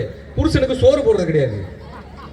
ஐ லவ் மை ஹப்பி ஸ்டேட்டஸ் மட்டும் 2 பேரும் அப்படி சிரிச்சுட்டே இருக்கணுமா ஈன்ட்டு. வீட்டில் பார்த்தா நாருது சண்டை. ஆனால் நம்ம ஸ்டேட்டஸில் மட்டும் எங்கள் வீட்டில் எல்லா நாளும் கார்த்திகை அப்படி போட்டுக்கிறது. இதை தாங்க கேட்குறோம். நாம் வாழ்வது போல் காட்டுகிறோம், ஆனால் வாழ்கிறோமா? எல்லாரும் சிரிச்ச தீபாவளினா அத்தனை பேரும் நின்று சிரிச்சு ஒரு ஸ்டேட்டஸ் போடுறோம். உண்மையிலேயே நம் வீட்டில் தீபாவளி அப்படித்தான் இருக்கிறதா? ஒரு கேள்வி வருது இல்ல. ஸ்டேட்டஸ்ல காமிச்சுக்கிறோம், போய் நாங்க எல்லாம் மகிழ்ச்சியா இருக்கிற மாதிரி, நம்ம எல்லாம் சந்தோஷமா இருக்கிற மாதிரி ஏதோ ஒரு வகையில ஸ்டேட்டஸ்ல காமிச்சுக்கிறோம். ஆனா சந்தோஷமா இருக்குமா? வெயிலுக்கேற்ற நிழல் உண்டு, வீசும் தென்றல் காற்றுண்டு, கையில் கம்பன் கவி உண்டு, கலசம் நிறைய அமுதுண்டு, தெய்வ கீதம் நிறைய உண்டு, தெரிந்து பாட நீயும் உண்டு, வாழும் இந்த வையகத்தில் சொர்க்கம் வேறு உண்டோன்னு கண்ணதாசன் ஐயா கேட்பாரு. இந்த மாதிரி பேசி சிரித்து வாழக்கூடிய இந்த உலகில வேற ஏதாவது சொர்க்கம் இருந்துட முடியுமாயான்னு இந்த புத்தகம் என்ன தெரியுமா பண்ணுது? சோகமா இருக்கோம்ல, போராடுறோம்ல, இந்த உலகத்தில் இருந்து உங்களை கடத்தி, நல்லா கேட்டுக்கங்க, இந்த உலகத்திலிருந்து தற்கொலை பண்ணிக்கணும்னு ஏன் முடிவு பண்றோம்? இந்த வேணாண்டான்னு போறதுதான் முடிவு பண்றோம். அப்படி நீங்க முடிவு பண்ணீங்கன்னா கையில ஒரு புத்தகத்தை எடுத்துக்கங்க. இந்த புத்தகம் என்ன பண்ணுனா, உங்களை இந்த உலகத்தில் இருந்து கடத்தி வேறு உலகத்திற்கு அழைத்து செல்லும். பொன்னியின் செல்வன் எத்தனை பேர் படிச்சிருக்கீங்க? படிச்சிருக்கீங்களா? அது படிக்கும் போதெல்லாம் எப்படி இருக்கும்? அப்படியே புத்த நாக விகாரத்துக்கு போவோம், அப்படியே திடீர்னு காஞ்சிபுரத்துக்கு போவோம், திடீர்னு அருண்மொழிவர்மனை பார்ப்போம், திடீர்னு குந்தவை நாச்சியாரை பார்ப்போம், திடீர்னு குழந்தை ஜோதிடர்கிட்ட போவோம், அப்படியே திரும்பி வான்மதியை பார்ப்போம். பூங்குழலியினுடைய அலைகடல் தான் ஓய்ந்திருக்க அகக்கடல் தான் பொங்குவதேன்னு பூங்குழலியை ரசிப்போம். அப்படியே இந்த புத்தகம் என்ன தெரியுமா பண்ணும்? இந்த உலகத்தில் இருந்து நம்மை கடத்தி வேறு உலகத்திற்கு சில நாட்கள் சென்று நம்மை ஆறுதல் படுத்தக்கூடிய மிகப்பெரிய ஒரு ஆயுதம் எதுப்பானா இந்த புத்தகம். இந்த வாழ்க்கையிலிருந்து நீங்க தப்பிக்கணுமா, புத்தகத்தை கையில் எடுத்துக்கங்க. புத்தகங்கள் எழுத்துக்களை சிறைப்படுத்தி, இந்த வார்த்தையை நல்லா கேட்டு வச்சுக்கோங்க, புத்தகங்கள் எழுத்துக்களை சிறைப்படுத்தி வாசகனை விடுதலை செய்கிறது. எழுத்துக்களை சிறைப்படுத்தி வாசகனை விடுதலை செய்கிறது. இந்த கடல்ல சிப்பின்னு ஒண்ணு இருக்குங்க. இந்த சிப்பி என்ன பண்ணும்? சுத்தி நீர் இருக்கும், உப்பு நீர் சுத்தி இருக்கும். ஆனா அது எதையுமே அந்த சிப்பி சட்டையே பண்ணாது. ஒரே ஒரு மலைத்துளி, அதற்கான அந்த மலைத்துளி விழுதுல, அந்த தாகத்தோடய அந்த சிப்பி காத்துக்கிட்டே இருக்கும். அந்த மலைத்துளி விழுந்த உடனே சிப்பி மூடிடும். அந்த மலைத்துளி முத்தாக மாறும். உங்களுக்கான எழுத்து எது, உங்களுக்கான வரி எது, உங்களுக்கான எழுத்தாளன் எது, உங்களுக்கான புத்தகம் எது என்கிற தாகத்தோடு எந்த வாசகன் சிப்பி போல் காத்து கொண்டிருக்கிறானோ, எழுத்தாளனுடைய கைகளில் இருந்த அந்த வரி உங்கள் உதடுகளில் விழும். அந்த வரி உங்கள் வாழ்க்கையை முத்தாக மாற்றும். அதற்கான தாகம் நம்மிடம் இருக்கிறதான்றதா கேள்வி. இந்த தாகம் இல்லைன்னா என்ன சார்? இந்த வாழ்க்கையை நான் இப்படியே வாழ்ந்துட்டு போறேனே சார், இந்த சோகத்தோடய நான் வாழ்ந்துட்டு போறேன் சார், பிரச்சனையோட வாழ்ந்துட்டு போறேன், என்ன தெரியுமா சார் ஆகும்? பிரச்சனையோட இருக்கும்ல, நமக்கு ஏதாவது ஹோல்டு பண்ணிக்கிறதுக்கு ஒன்று வேணும் இல்ல, கரெக்டா? ஒரு ஹோல்டுக்கு ஏதாவது ஒன்று வேணும் இல்ல, என்ன பண்ணிடுவோம்னா ஜோசியர்கிட்ட போய் கேட்போம். கரெக்டா? என் வாழ்க்கை பிரச்சனையா இருக்கு சார், என்ன பண்ணலாம்? நம்மளால சொல்லுவாரு, ராகுக்கு 2 விளக்கேத்துங்க, கேதுக்கு 2 விளக்கேத்துங்கன்னு. அதெல்லாம் கரெக்ட். ஓஷோ ரொம்ப அழகா சொல்லுவாங்க, that may be true, that may be true, but that is not a final. That is not a final. Sir, பழனிக்கு ஒரு நிகழ்ச்சிக்கு போறேன், பேசுறது, பஸ் ஸ்லீப்பர் பஸ், உட்காந்துங்க ஸ்லீப்பர் பஸ்ல படுத்துருக்கு. ஒரு ஆள் நைட்டு பூரா நடக்கிறாருங்க பஸ்ல, முன்னாடி நடக்கிறாரு, பின்னாடி நடக்கிறாரு. முன்னாடி நான் பாக்குறேன், இந்த ஆளுக்கு தூக்கத்துல நடக்கிற வியாதியா, ஸ்லீப்பர் பஸ்ல எதுக்கு நடந்துகிட்டே இருக்கான். பாத்ரூம் போறாரா, டிரைவர் நிப்பாட்ட மாட்டார். நானும் என்னெல்லாமோ யோசிக்கிறேன். அந்த ஆள் முன்னாடி நடக்கிறாரு, பின்னாடி நடக்கிறாரு, முன்னாடி நடக்கிறாரு, பின்னாடி நடக்கிறாரு. காலையில பழனி வந்து நின்றுச்சு. நீங்க நம்ப மாட்டீங்க, அந்த மனுஷன் என்ன தெரியுமா பண்ணாரு? இறங்கி அந்த படியை தொட்டு கும்பிட்டார். முருகா. நான் போய் கேட்டேன், என்னங்க பண்றீங்க? நைட்டு பூரா நடந்தீங்களே, என்னன்னு கேட்டேன். அவர் சொன்னாரு, இல்லப்பா, நான் ஒரு வேண்டுதல் வச்சிருந்தேன், அந்த வேண்டுதல் நிறைவேறிடுச்சுன்னா பழனிக்கு நடந்து வரேன்னு வேண்டிக்கிட்டேன். இப்ப இந்த பஸ்ல நடந்த மாதிரி ஆயிடுச்சு, பழனிக்கு வந்த மாதிரி ஆயிடுச்சுல, வேண்டுதல் வச்சிருந்தா. அப்ப நம்ம என்ன தெரியுமா ஆயிடுறோம்? இந்த ரிச்சுவல்ஸ்ல போய் மாட்டிக்குவோங்க. சாத்திரங்கள் ஓதுகின்ற சட்டநாத பட்டரே, வேப்பிரைப்பு வந்த போது வேதம் வந்து உதவுமா, மாத்திரைப்பு போகும் முன்னே மறிந்து தொக்க வள்ளிரில் சாத்திரைப்பு நோய்கள் இல்லை, சக்தி முக்தி சித்தியே சிவவாக்கியர் என்ற சித்தர் சொன்னார். மாறுபட்ட மடிதுளக்கி வண்டி நெச்சில் கொண்டு போய் ஊறுபட்ட கல்லின் மீது ஊற்றுகின்ற மூடர்கள், மாறுபட்ட தேவரும் அறிந்து நோக்கும் என்னையும் கூறுபட்டு தீர்க்கவே குருக்கள் பாதம் வைத்ததே. நம்ம என்ன பண்ணிடுவோம் சார்? ஆன்மீகத்தை அறிவு சார்ந்து பார்க்கணும்னாலுமே நீங்க புத்தகம் படிக்கணுங்க. இன்னைக்கு நல்லா தெரிஞ்சுக்கோங்க, ஆன்மீகம் இல்லாத அறிவு ஆபத்தானது. ஆன்மீகம் இல்லாத அறிவு ஆபத்தான. அணு ஆயுதம் தயாரிக்கிறாங்கல்ல, இத்தனை பேரை அழிக்கலாம்னு முடிவு பண்றாங்கல்ல. இன்னைக்கு அமெரிக்கா கொண்டு போய் அணு ஆயுதத்தை இஸ்ரேலுக்கு மேல நிப்பாட்டிருக்காங்க. என்னப்பா அர்த்தம்னா, பிறர் மீது கருணை இல்லாமல் ஆன்மீகம் இல்லாத அறிவு ஆபத்தானது. சரி, அறிவு இல்லாத ஆன்மீகம் என்னப்பான்னா முட்டாள்தனமானது. அறிவில்லாத ஆன்மீகம் முட்டாள்தனமானது. எப்படி? வீட்டு வாசல்ல மாவளை கட்டுங்கன்னு நமக்கு சொல்லி வச்சிருந்தாங்க. கரெக்டா சார்? நேர்மறை எண்ணங்கள் வரும். வீட்டு வாசல்ல மாவளை கிடைக்கல. எல்லாரும் வீட்டு வாசல்ல என்ன இருக்கு? பிளாஸ்டிக் மாவளை இருக்கு. இந்த பிளாஸ்டிக் மாவளை வச்சு நம்ம என்ன பண்ண போறோம்? ஒரு காலத்துல அரிசி மாவுல கோலம் போடுவாங்க சார் வீட்டு வாசல். எதுக்காக அரிசி மாவுல கோலம் போடுவாங்க தெரியுமா? எறும்புகள் வரணும். Correct sir. அரிசி மாவுல ஏன் கோலம் போடுவாங்கன்னா, எறும்பு வரணும்ன்றதுக்காக அரிசி மாவுல கோலம் போடுவாங்க. அதுலயும் சொல்றேன் பாருங்க, செம்மண்ணிட்டு தான் கோலம் போடுவாங்க. சாதாரணமா போட மாட்டாங்க, செம்மண்ணிட்டு அதுக்கு மேலதான் கோலம் போடுவாங்க. ஏன்னா அந்த செம்மண்ணுக்கு பேரு தர்ம வழின்னு பேரு.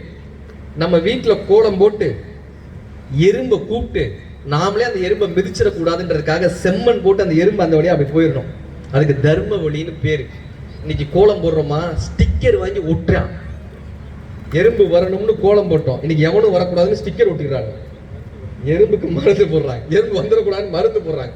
ஐயா கரெக்டா சொல்றாரு. அதே போல காலங்காத்தால 4 மணிக்கு எந்திரிச்சு கந்த சஷ்டி கவசம் படிங்கப்பா, சுப்ரபாதம் படிங்கப்பான்னு அந்த காலத்துல சொல்லி வச்சாங்க. ஏன் 5 மணிக்கு சுப்ரபாதம் நீங்க படிக்கணும்னா 3 மணிக்கு 4 மணிக்கு எந்திரிச்சிருவீங்க, எல்லாம் நடக்கும். அப்ப வேலை சீக்கிரம் நடக்கும்ன்றதுக்காக 5 மணிக்கு சுப்ரபாதம் பாடணும்னு ஒரு ரூல்ஸ் வச்சாங்க. நம்மால் என்ன பண்றேன், 9 மணிக்கு எந்திரிச்சு யூடியூப்ல போடுறான் கந்த சஷ்டி கவசத்தை. நீங்க சுப்ரபாதமும் கந்த சஷ்டி கவசமும் படிச்சா உங்களுக்கு நல்லது, யூடியூப்ல போட்டா அவனுக்கு காசு. நம்ம என்ன பண்ணிடுறோம், ரிச்சுவல்ஸ சடங்குகளை பிடிச்சிட்டு ஏதோ ஒரு வகையில் இந்த சடங்குகள் நம் வாழ்க்கையை மாற்றி விடாதான்னு நம்பிட்டு இருக்கோம். இன்னைக்கு நான் சொல்லிட்டு போறேன் பாருங்க, உன்னை அறிந்தால் நீ உன்னை அறிந்தால் இந்த உலகத்தில் போராடலாம், உயர்ந்தாலும் தாழ்ந்தாலும் தலை வணங்காமல் நீ வாழலாம். நம்மை அறிந்தால் மட்டுமே இந்த உலகத்தில் நாம் போராட முடியும். இந்த இறை வழிபாடுன்றது நல்ல சந்தர்ப்பங்களை கொடுக்கும். ஆனா அது சந்தர்ப்பம்ன்றதே நமக்கு தெரியாம போயிடுச்சுன்னா, இன்னைக்கு கோவில்னு சொல்றோம் இல்லையா, தமிழர்களுடைய சரியான வார்த்தை என்ன தெரியுமா, வேல் கோட்டம்ன்றது தான் தமிழர்களுடைய வழிபாடே. வேலை தான் நம்ம வழிபட்டோம். தமிழர்களுடைய கோயில் பேர் எல்லாமே வேல் கோட்டம் தான் சொல்லுவாங்க. பழனிமலை முருகராக இருக்கட்டும், எல்லா இடங்களிலுமே திருப்பரங்குன்ற முருகருக்கு கூட முருகருக்கு அபிஷேகம் கிடையாது, வேலுக்கு தான் அபிஷேகம். இந்த வேல் பார்த்திருக்கீங்களா, வேல்னா என்ன பண்ணா அறிவுன்னு அர்த்தம். வேல்னா அறிவுன்னு அர்த்தம். இப்படி கூர்மையா இருக்குமா, அகண்டு இருக்குமா, நீளமா இருக்குமா, அறிவு கூர்மையா இருக்கணும், அறிவு அகண்டு இருக்கணும், ஆழமா இருக்கணும். இதை வெளிப்படுத்தக்கூடிய ஆயுதம் தான் வேலாயுதம். தமிழர்கள் அறிவு சார்ந்து வாழ்ந்தார்கள் என்று கற்றுக் கொடுக்கக்கூடிய கோட்டமாக வேல் கோட்டம் இருந்தது. அருணகிரிநாதருடைய ஒரு பாட்டே வரும், வேல்மாறல். அந்த பாட்டு நீ கூகுள் அடிச்சு பாருங்க, வேல்மாறல்னு ஒரு பாட்டு. திருத்தணியில் உதித்தருளும் ஒருத்தன் மலை விருத்தன் என துளத்தில் உரை கருத்தமையில் நடத்து குகவேலே பருத்த முளை சிறுத்த இடை கருத்த குழல் வெளுத்த நகை சிவத்த இதழ் மரச்சிறுமி விழிக்கு நிகராகும் படைக்கமுக படக்கரட மதத்தவள கசக்கடவுள் பதத்தினை களத்து முளை தெரிக்க வரமாகும் பழுத்தமுது தமிழ் பலகை இருக்கும் ஒரு கவிப்புலவன் இசைக்குறியை வரைக்குகையை இடித்து வழிகாணும் சுரர்க்கும் முனிவர்க்கும் வகுபதிக்கும் விதி தனக்கமர தனக்கும் குறும் இடுக்கண் வினைசாரும் சுடற்பருதி ஒளிப்ப நில ஒழுக்குமதி ஒளிப்பாலை அடக்குந்தளர் ஒளிப்ப ஒளி ஒளிப்பிரபை வீசும் துதிக்கும் அடியாருக்கு கெடுதல் ஒருவர் இடம் நினைக்கின் அவர் குலத்தை முதல் அறக்கலையும் எனக்கோர் துணையாகும் சுழற்கரிய திருப்புகளை உரைத்தவரை அடுத்த பகை அறுத்தெறிய உருக்கியலும் அறத்தை நிலை காணும் தருக்கினவன் உருக்கி வரின் எருக்குமதி தரிக்கு முடி படைத்த விரல் படைத்த இறைவனருக்கு நிகழாகும் களத்தில் உள்ள கணபதிகள் கலிப்பில் உள்ள மலர்கமல கரத்து முனை விதிர்க்க வளைவு காணும் தனித்து வழி நடக்க எனக்கு இடத்தும் ஒரு வளத்தும் இரு புறத்தும் அருகி எடுத்து இரவு பகல் துணையாகும் சலித்து வளர் அறக்கருடல் கொளுத்து வளர் பெருத்து துடை சிகத்துடை சிகையின் விருப்பமோடு சூடும் திரைகடலை உடைத்து நிறைபுணர் கடிது குடித்து உடையும் உடைப்படைத்து உதிரம் நிறைந்து விளையாடும் சினத்த உணர் எதிர்த்த ரணகளத்தில் சிரித்து எயிறு கடித்து விழி விழித்து அலரமோதும் திருத்தணியில் உதித்தருளும் ஒருத்தன் மலை விருத்தன் என துளத்தில் உரை கருத்தமையில் நடத்து குகவேலேன்னு அருணகிரிநாதர் எழுதினார். வேல்மாறல்னு பேரு. ஏன் பான்னா இந்த வாழ்க்கைய உணர்ச்சி கொண்டு வாழும் போது வாழ்க்கையில பிரச்சனை வரும் சார். அறிவு கொண்டு வாழும் போது வாழ்க்கையில் இருக்கக்கூடிய பிரச்சனைகளை தவிர்க்கலாம். இந்த உணர்ச்சியும் அறிவும் இர்ரிவர்சல் ப்ரொபோர்ஷனல்ன்றாங்க. உணர்ச்சி மேலோங்குச்சுன்னா அறிவு கீழே இறங்கிடும். இதை நல்லா புரிஞ்சுக்கங்க. அறிவு மேலோங்குச்சுன்னா உணர்ச்சி கீழே இறங்கிடும். கோவம் வருதா, போன்ல கோவம் வருது, என்ன பண்றோம், போனை தூக்கி போட்டு உடைக்கிறோம். கரெக்டா? எத்தனை பேர் உடைச்சிருக்கீங்க? இப்படி போன் வந்துச்சுன்னா உடனே போனை தூக்கி போடுறோம்ல. அறிவு இருக்கிறவங்க தூக்கி போடுவோமா? இந்த உணர்ச்சி மேலோங்கும் போது என்னப்பா ஆகும்னா அறிவு வேலை செய்யாது. அறிவு வேலை செய்யாது. நீங்க ராமாயணத்துல ஐயா கூட அதை கோட் பண்ணி சொன்னார். ராமாயணத்தை சீதையை ஒரு பொய் மான பாக்குறாங்க, தங்க மான பாக்குறாங்க. இந்த சீத்தை என்ன பண்றாங்க, ராமர்கிட்ட எனக்கு அதை பிடிச்சு தருவீங்களான்றாங்க. இப்ப இந்த ராமருக்கு தெரியுது அது பொய்மான்னு தெரியுது, அது பொய்மான் மான்றார். நான் கேட்டு நீங்க பிடிச்சு தர மாட்டீங்களான்றாங்க. இப்ப நம்மால் என்ன சொல்லியிருக்கணும் சார், அறிவு இருக்கிறவங்க பொண்டாட்டி பேச்ச கேட்பானா சார்? அறிவு இருக்க உடனே கேட்டுருவானா? கரெக்டா? நம்ம என்ன பண்ணுவோம், ஒரு அழகான வார்த்தை வச்சிருப்போம். எங்க ஒரு 5 பவுனுக்கு நகை வாங்கலாமாங்க, ஒரு அழகான வார்த்தை வச்சிருப்போம். வாங்குவோம்னு சொல்ல மாட்டோம், வாங்க மாட்டோம்னு சொல்ல மாட்டோம். பார்ப்போம் பார்ப்போம், அது 6 மாசம் கழிச்சு கேட்டாலும் பார்ப்போம். இப்ப நம்மால என்ன பண்றாரு, உணர்ச்சி மேலோங்குது. என் ஒய்ஃபு கேட்டா நான் உடனே போய் வாங்கணும்னு போறாரு, உடனே போய் அந்த பொய்மான நான் தேடி போறேன்ட்டு ராமர் போறாரு. உணர்ச்சி மேலோங்க. ராமர் கடவுளுங்க, அந்த மனுஷனே போறாரு. நான் போய் அந்த மான தேடுறேன்ட்டு போனார். இப்ப கொஞ்ச நேரம் கழிச்சு சீதா லக்ஷ்மணான்னு ஒரு குரல் கேட்குது. கரெக்டா? இப்ப இலக்குவன் சொல்றாரு, அது அண்ணனுடைய குரல் இல்ல. இலக்குவன் அறிவு சார்ந்து பேசுறாரு. சீதையினுடைய உணர்ச்சி மேலோங்குது. லக்ஷ்மணா நீ போய் ராமரை தேடுன்னு உணர்ச்சி பொங்க சீதை பேச, அப்பயும் அவர் அறிவு சார்ந்து என்ன பண்றாரு, ஒரு கோடு போட்டு போறாரு. லக்ஷ்மண கோடுன்னு அது பேர். அறிவு சார்ந்து ஒரு கோடு போட்டு போறாரு. இப்ப ராவணன் வராரு, வந்தப்பயாவது இந்த சீதை அம்மா என்ன யோசிக்கணும், வந்தவருக்கு சாப்பாடு போடணும் தானே யோசிக்கணும். அறிவு சார்ந்து என்ன யோசிக்கணும், லக்ஷ்மணன் கோடு போட்டு போயிருக்காரு, நம்ம வீட்டுக்காரரும் இல்ல தம்பியும் இல்ல, இந்த கோட்டை தாண்டக்கூடாதுன்னு யோசிச்சிருக்கணுமா வேணாமா? அந்த அம்மா என்ன யோசிச்சாங்க, வந்த அந்தனரை எப்படி நான் வெளியே உள்ளே இருந்து நான் உபசரிக்கிறது. உணர்ச்சி மேலோங்க அந்த அம்மா கூட தாண்டாங்க, சிறைப்பட்டு போனாங்க. ராமாயணம்ன்ற பெரிய காப்பியம் கிடைச்சது. இதை நல்லா யோசிச்சு பாருங்க. உணர்ச்சி மேலோங்கும் போது அறிவு வேலை செய்யாது. துரியோதனனுக்கு தெரியும் ஒரு பெண்ணினுடைய துயிலை பிடித்து இருக்கக்கூடாது என்பது துரியோதனனுக்கு தெரியும். ஏன்னா அவன் மிகப்பெரிய ஒரு இளவரசனாக இருந்தவன். ஆனால் நான் வலிக்கு விழும்போது குருடனின் மகன் குருடன் தானே சிரிச்சவதானே இவன்ற கோபம்ன்ற உணர்ச்சி மேலோங்குச்சு. மகாபாரதம் என்கிற ஒரு மிகப்பெரிய யுத்தம் தொடங்குச்சு. சார் கோவலன் மாதவிட்ட போனாரா? அப்ப கண்ணகி என்ன சார் பண்ணிருக்கணும், கோவலன் எரிச்சிருக்கணும். அதை விட்டுட்டு எங்க ஊர் மதுரை எரிச்சு என்னங்க பிரயோஜனம்? தொட்டு மாலையிட்டோன் தோகையரை கூடிய பின் விட்டு பிரிந்து வேறு திசை சென்று விட்டால் கண்ணீரை தினம் சிந்தி கண்மூடி வாழ்வதுதான் பெண்டிற்கு கற்பென்று சொன்னால் அந்த கற்பே இந்த உலகத்தில் இல்லாது போகட்டும், சந்தையில் விலை போகாத சரக்காகி போகட்டும். உப்பு கடல் நோக்கி ஓராறு செல்வதும் வியப்பில்லை இவ்வுலகில், தப்பு கடல் நோக்கி உன் கணவன் தாவி செல்லும் போதே அப்பப்பா இது என்ன அநியாயம் என்று அணை ஒன்றை கட்டி தடுத்திருந்தால் தினவெடுத்து கிளி போலே திருமகளை வாழ்ந்திருப்பாய். அறம்பாடி மதுரை அரசன் புகழ் சாடி பூநகரை தீயாலே எரித்தாயே, மன்னவனும் அழிந்ததனால் மதுரையும் எரிந்ததனால் உன் கணவன் உன்னிடத்தில் நிலையாக மீண்டானா? வைரமுத்தையா கேட்டார். இப்ப கணவன் தப்பு பண்ணும் போது கணவனை எரிச்சிருந்தீங்கன்னா நீங்க நியாயம், எங்க ஊரை எரிச்சதுல என்ன தான் நியாயம் கேட்க மாட்டோம். உணர்ச்சி மேலோங்கும் போது அறிவு வேலை செய்யாது. இன்னைக்கு எல்லாரும் தெரிஞ்சு வச்சுக்கோங்க, உங்களுக்கு கோபம் வரும்போது, கணவன் மனைவிக்கிடையே இந்த கோபம் வரும்போது, வீட்டுல பிரச்சனை வரும்போது என்னப்பா பண்ணணும்னா, யாராவது ஒருத்தர் அறிவோடு இருந்துட்டா போதும் சார். ரெண்டு பேர்ல ஒருத்தர் உணர்ச்சி வசப்படும் போது இன்னொருத்தர் அறிவா இருந்துட்டா இந்த குடும்ப வாழ்க்கைன்றது மிகப்பெரிய ஒரு சந்தோஷம் சார். இப்ப நாங்களாம் இந்த படிச்சுட்டு போறோமா, இதெல்லாம் மேடைக்கு பேசலாம், வீட்டில் போய் நம்ம அறிவெல்லாம் காட்ட முடியாது. இப்போ இந்த வள்ளுவர் வாசகி கதையெல்லாம் படிக்கிறோமா, படிச்சுட்டு என்ன பண்ணோம்னா புத்தகத்தை மூடி வச்சுட்டு பேசாமல் இருக்கணும். இந்த வள்ளுவர் வாசகி கதை கேள்விப்பட்டீங்களா? வள்ளுவர் உட்காந்து படிச்சு எழுதிட்டு இருந்தாராம். வாசகி அம்மா கிணத்துல நீர் இறச்சிட்டு இருந்தாங்க. நம்மளால கூப்பிட்டாரு, வாசுகி அப்படின்னாரு. வாசுகி அம்மா பறந்து வந்தாங்க. வாலி அங்கேயே நின்றுச்சு. இந்த கதை படிச்சிருக்கோம்ல, இதை படிச்சுட்டு நான் என்ன பண்ணணும், பேசாமல் இருந்திருக்கணும். என் ஒய்ஃப் வாச தெளிச்சுட்டு இருந்தான். இதை படிச்சுட்டு நான் டெஸ்ட் பண்ணி பார்ப்போன்னு ஜானகி அப்படின்னே, என் ஒய்ஃப் அங்கேயே நின்னா. வாலி பறந்து வந்துச்சு.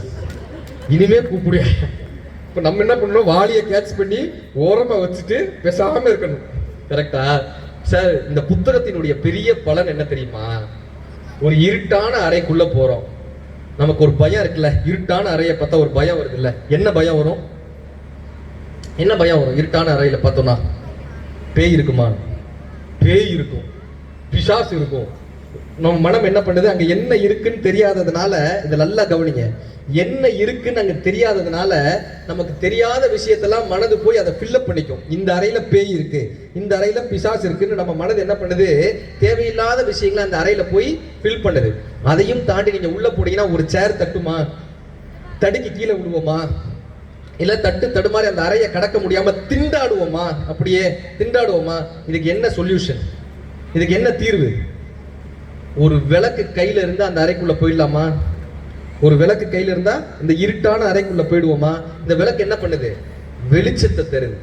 இந்த வெளிச்சம் வந்த உடனே என்ன ஆகுது, இங்க சேர் இருக்கு, இங்க டேபிள் இருக்கு, இங்க ஸ்டாண்ட் இருக்கு, இந்த அறையில பேயும் இல்ல பிசாசும் இல்லைன்றது நமக்கு தெரியுதா? ஒரு வெளிச்சம் வந்துட்டா அந்த அறைக்குள்ள என்ன இருக்குன்னு தெரியுதா? அறையை கடந்து போக முடியுதா? இந்த வாழ்க்கை என்பதுதான் அந்த இருண்ட அறை.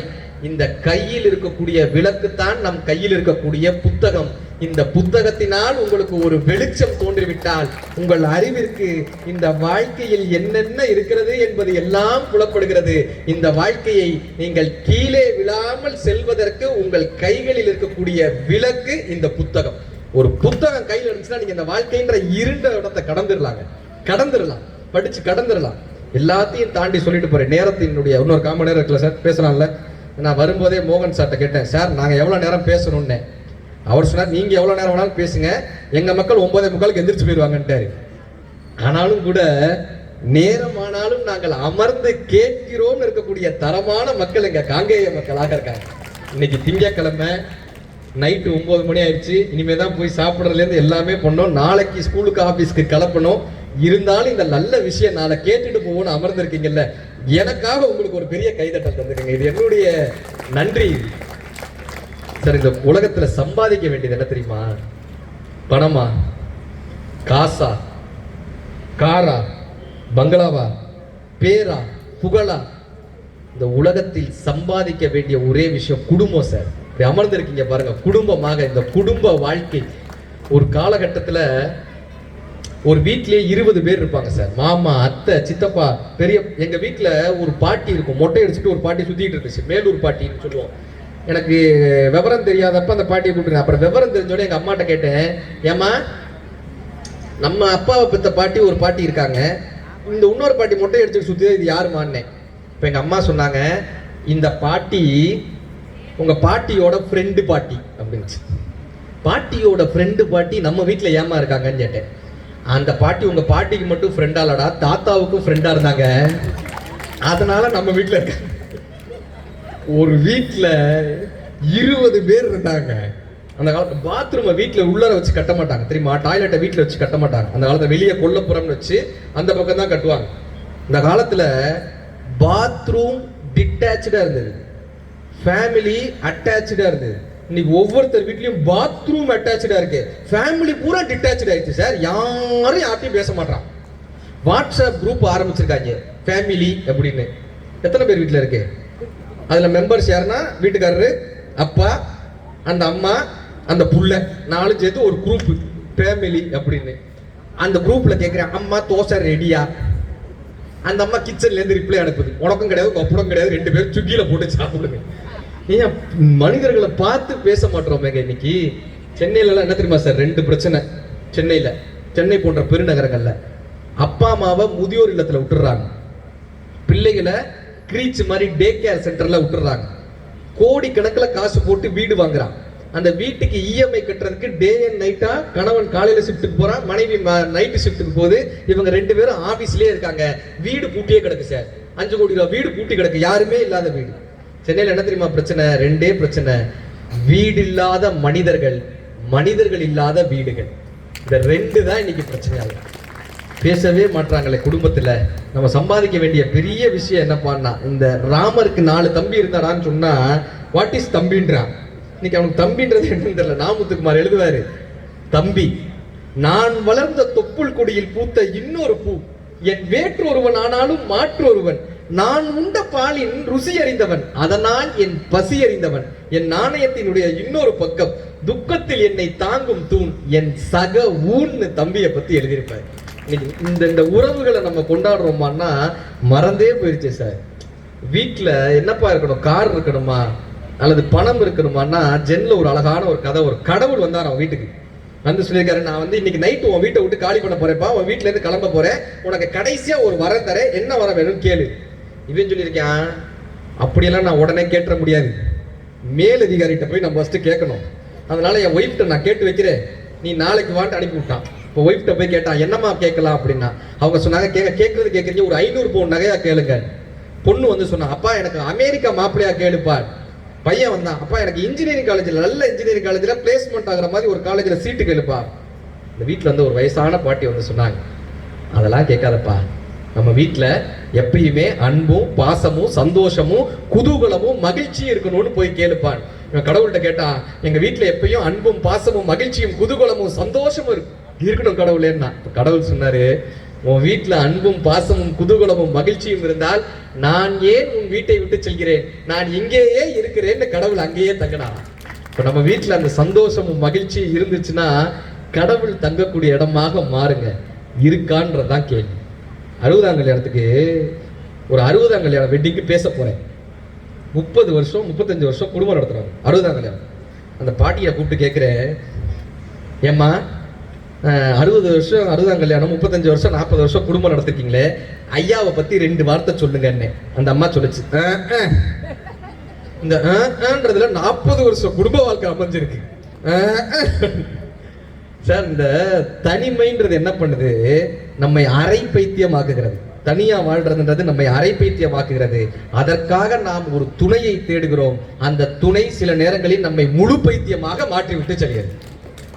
அப்ப இந்த வாழ்க்கை எப்படிப்பா நம்ம வாழ்றதுன்னு கேட்டா, அந்த கணவனுக்கும் மனைவிக்குமான உறவு எப்படிப்பா இருக்கணும்னா, வள்ளுவர் சொன்னாரு, உடம்போடு உயிரிடை என்ன மற்ற என்ன மடந்தையோடு எம்மிடை நட்புன்னாருங்க. இந்த நட்பு இருந்தா மட்டும்தான் வாழ்க்கையை மகிழ்ச்சியா நடத்த முடியும். ஒருத்தர் மரணப்படுக்கையில படுத்துட்டு இருந்தாருங்க. மரணப்படுக்கையில படுத்துட்டு இருக்காரு. அவர் வீட்டுக்காரம்மா கூப்பிட்டு கேட்டாரு, ஏமா மூத்தவன் எங்க? உங்க தலைக்கு மேல இருக்காங்க. இளையவன் உங்க காலு கிட்ட இருக்காங்க. பொண்ணு உங்க கை கிட்ட இந்த பக்கம் இருக்காங்க. சின்னவ அவளும் இந்த பக்கம் தாங்க. எல்லாரும் இந்த ரூம்ல இருக்கும்போது ஹால்ல ஏன் ஃபேன் ஓடுது அப்படின்னா, நீ சாக போற. ஃபேன் ஓடுனா உடனே லைட் ஓடணும், மாற்றவே மாட்டுறாங்க சார். என்ன இப்ப இந்த உலகத்துல இந்த உறவுகளினுடைய மேன்மை, இந்த புத்தக திருவிழாவை கேட்கக்கூடிய உங்கள் அத்தனை பேருக்கும் நான் வைத்துக் கொள்ளக்கூடிய வேண்டுகோள் என்ன தெரியுமா, இந்த வாழ்க்கையில ஏதோ ஒரு கசப்பின் காரணமாக சிலர் மனைவியோடு பேசாமல் இருக்கலாம், சில அப்பா அம்மாவோடு பேசாம இருக்கலாம், சிலர் உடன் பிறந்தவர்களோடு பேசாம இருக்கலாம். இந்த உறவுகளினுடைய மேன்மை எப்ப தெரியுமா தெரியும், அந்த உறவுகளை இழந்த பின்புதான் அதனுடைய மேன்மை நமக்கு புரியுது. இந்த பல்லு விழுந்ததுக்கு அப்புறம் இந்த நாக்கு போய் அந்த இடத்த தொட்டு பார்க்கும் தெரியுமா, அந்த பல்லு இல்லையேன்னு போய் தொட்டு பார்க்கும் தெரியுமா. உறவுகளுடைய மேன்மை அதை இழந்த பின்புதான் தெரிகிறது. எங்க அப்பா ஒரு மாசத்துக்கு முன்னாடி என்கிட்ட பேசுற, ஒரு மாசத்துக்கு முன்னாடி 2004 மதுரையில இதே மாதிரி ஒரு புத்தக திருவிழா தொடங்கினாங்க. நான் எங்க அப்பாட்ட போய் கேட்டேன், அப்பா எனக்கு ஒரு 2 புத்தகம் பேரு சொல்லி இந்த 2 புத்தகம் மட்டும் வாங்கித்தாங்கப்பான்னு. லேனா தமிழ்வாணன் ஐயாவுடைய கட்டுரையும் பாரதியாரினுடைய கட்டுரை ஒரு 2-3 புத்தகம் கேட்டேன். எங்க அப்பா முடியவே முடியான்ட்டு. மொத்தமா ஒரு 350 ரூபா வரும், அவ்வளவுதான். 2004 போய் கேட்கிறேன், தரமாட்டேன்ட்டாங்க. 300 ரூபா. நானும் கெஞ்சுறேன், 2 நாள் சாப்பிடாம இருந்து போராடுறேன், அவ்வளவு போராட்டம், தரவே மாட்டேன்ட்டு போயிட்டார். எங்க அப்பா மேல அவ்வளவு கோவம் இருந்துச்சு, ஏன்பா அதை தரவே மாட்டேன்ட்டு போயிட்டாரு. அதுக்கப்புறம் நாளாக மறந்துருச்சு. இப்ப சமீபத்துல திருவள்ளூர் புத்தக திருவிழாவில் பேசிட்டு அந்த பத்திரிகை எங்க வீட்டுக்கு வந்துச்சு. திருவள்ளூர் ஒரு மாசத்துக்கு முன்னாடி அந்த பத்திரிகையில பேர் போட்டு எங்க அப்பா அந்த பத்திரிகையை பார்த்துட்டு என்னை கூப்பிட்டு கேட்டாரு, ஏன்பா 20 வருஷத்துக்கு முன்னாடி மதுரையில புத்தக திருவிழா நடந்தப்ப நீ அப்பா கிட்ட 2 புத்தகம் கேட்டேல,